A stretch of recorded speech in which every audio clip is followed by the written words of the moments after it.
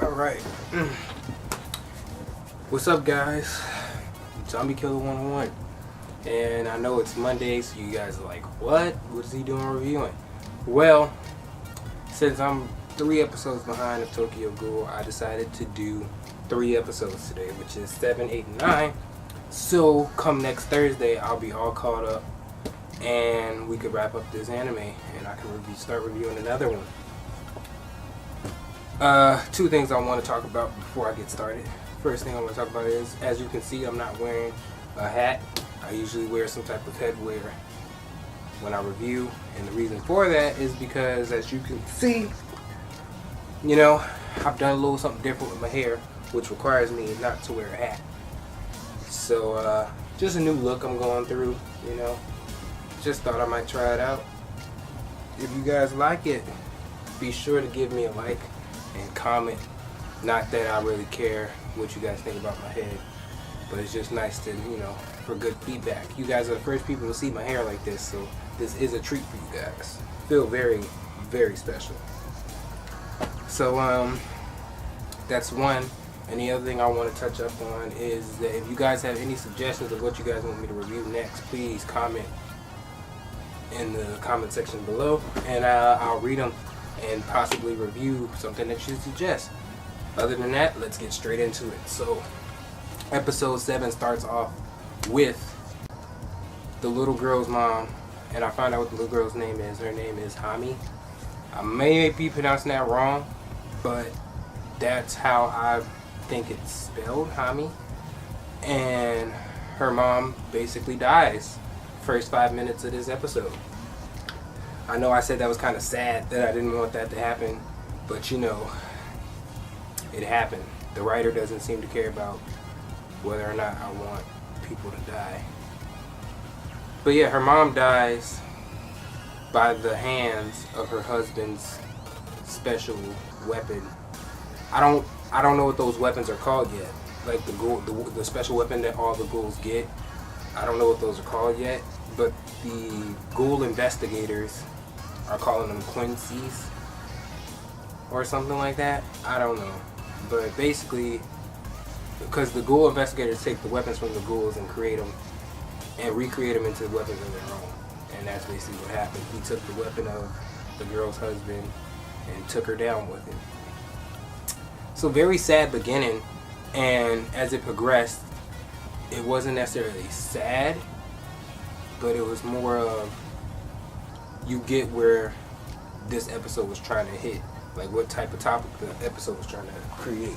So basically, Kaneki takes the little girl home, because he did actually, in fact, meet up with the little girl, and he tried to go back and save her mom, but all he did was basically witness her mom's death. And he was able to make sure the girl didn't witness it. But she was over there screaming while her mom was about to die, and Kaneki had to cover up her eyes and mouth, because, if they would have heard her, all 3 of them would have died.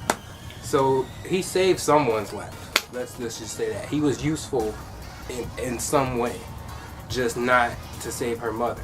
So they all go back to the coffee shop, and they close down the coffee shop, and everybody's sitting in his room, just, I guess, kind of mourning about the death of Hami's mother. And then Toka comes in and goes, "Hey guys, I'm back. I feel better. Is there any work I can do?" And then they're just all quiet. And then she goes, "Did I miss something?" And then the manager says, "Yeah, Hami's mother died today."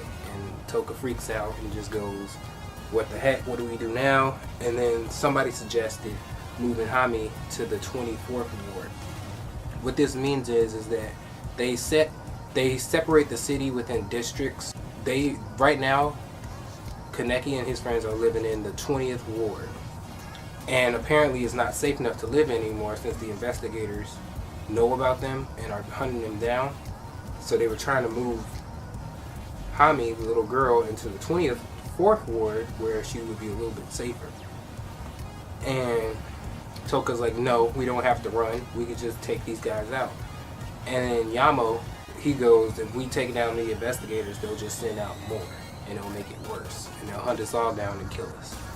And then she's like, "So we're just gonna sit back and do nothing?" And pretty much that's what everybody was suggesting, is that we sit back and just let, you know, an innocent ghoul die. Because it's not like, you know, Hami's mother was bothering anybody. She just wanted to reunite her family. And she paid for it just because she was just because she was a ghoul.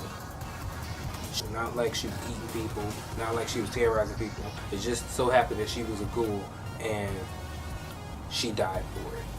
It's messed up. But Kaneki goes, if only I was like Toka, I could have saved Hami's mother's life. And the manager is like, no, Kaneki, it's not your fault. You did all you could. And he's like beating himself up over it. This dude is crying in the shower about not being able to save this lady's life. And I mean, I felt for him. I was like, yeah, you know, it's kind of hard knowing, because he's one of the strongest ghouls, and it's like, he's that powerful, yet he doesn't know how to use his powers, nor has he killed anyone. And it's just like, he's always sitting back and watching people die, and that's tough on Kaneki, especially, you know, knowing that you're strong enough to actually do something, and then but not being able to, you know, that's kind of messed up.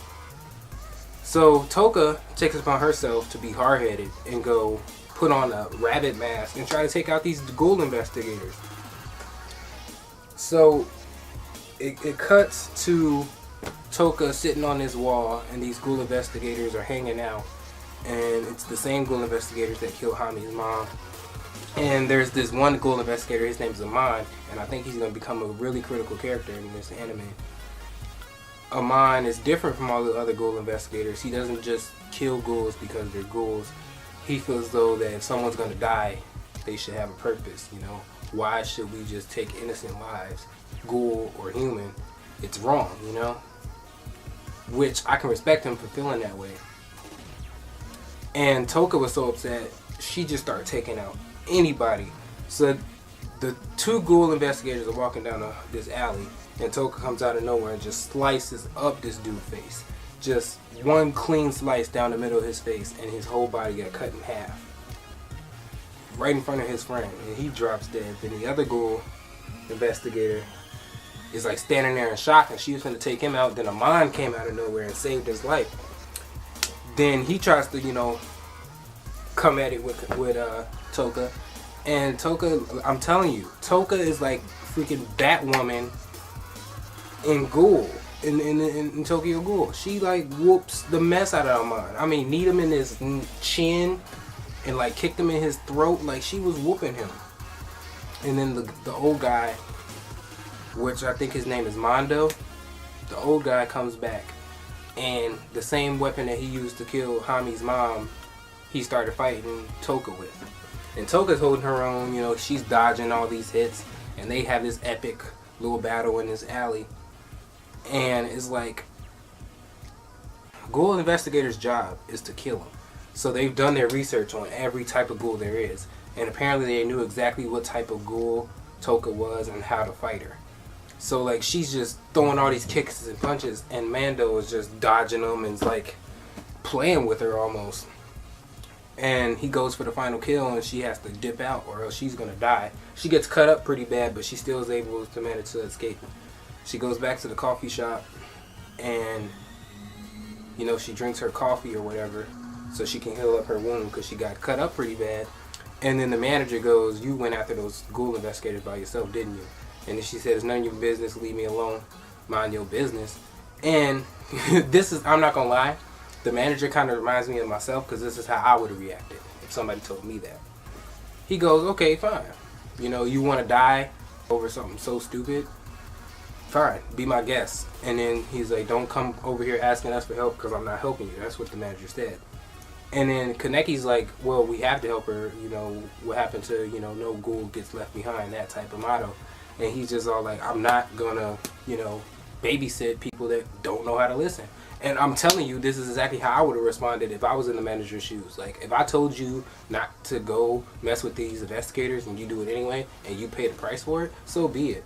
I mean, that may be a dick move, but I mean, this is war between humans and ghouls, and there's no time to try to deal with stupidity, because that's how you lose lives and lose the war. It's just the way people have to start thinking now. Because, I mean, innocent people are dying all because of the war between ghouls and humans. And we don't have time for that. You don't. And I don't think Toka understands that. She just thinks, you know, you get one of mine, I get one of yours. You know what I mean? It's like somebody gonna get got. It's pretty much how Toka thinks. And by all means, she has the power, she has the skill to back it up, but she can't do it by herself, and I think she needs to learn that. So then Kaneki kind of goes over there and talks to her and goes, you know, I don't want to kill people, but I'm tired of sitting back and watching people die. And he's like, I'm not, if you were to die, I would be heartbroken. He's spitting his little game. Finally, Kaneki is actually doing something right. Instead of trusting people with books, he hitting on girls instead of hitting on dudes, and this time it has nothing to do with a book. I'm proud of him because he don't like Toka because she can read. He liked Toka because she's a really good person, because she's strong and smart and pretty, not because she can read a damn book. Like, gosh, Kaneki, finally you learn that books get you in trouble. After Kaneki talked to Toka, they came to agreement that Kaneki would help her out in taking down these ghouls investigators. I don't know how he's going to be much help if he's not killing anybody. But then again, you don't always have to kill people to get them to understand your message. You know, Dr. Martin Luther King, wise man, never used violence to get his message across, and his message still lives on today, you know. So, maybe, you know, Kaneki is following in that footsteps. But, so they start planning out this epic fight between Amon and Mando and Kaneki and Toka. That's basically what's going down, and everybody's suiting up. Like, Amon is in his house working out, and Kaneki gets his mask. I finally seen my favorite character in this episode. You remember, you, for number one. That's my man. Toka finds out a spot that she can actually take on Mando, and Mando suits up and gets ready to take on them and whatever. So everybody's suiting up for this fight, and I think that's gonna be episode 8. It's gonna be this epic fight between Toka and Mando, and then Kaneki and Amon, and they're all gonna clash, and it's gonna be awesome. Can't wait to review it. But I give episode 7, I'm gonna give it a 6. Reason why I'm giving it such a harsh rating is because, I mean, not really much happened in this episode. I mean, it was more, again, just more death. Like, you know, little girl's mom died, and then it was just pretty much people just mourning over death. Like, one of the ghoul investigators died, and then his friend was mourning over that. So it's just a lot of death and people just talking about it. But it's really picking up nice. My only question is, where my nigga hide? He ain't been in like an episode in like 5 years. Where my nigga hide at? Where he at? Bring him back. That's my man. I think he just got stomped out, and like he's just never been a part of the show, period. Like, they just said, alright, we ain't gonna be doing him bogus no more. Cause I'm not gonna lie, Nishio stomped his head in. So I guess they trying to get him a break, but they need to bring him back. My nigga hide. Cause I wanna know if he gonna become a ghoul or something. That would be kinda cool. But episode 8 and 9 coming up later on today. You know, I'm Zombie Killer 101. Thanks for watching. Comment, subscribe, share it with your friends, and stay natural, survive, and live better than well. Thumbs up for my hairstyle.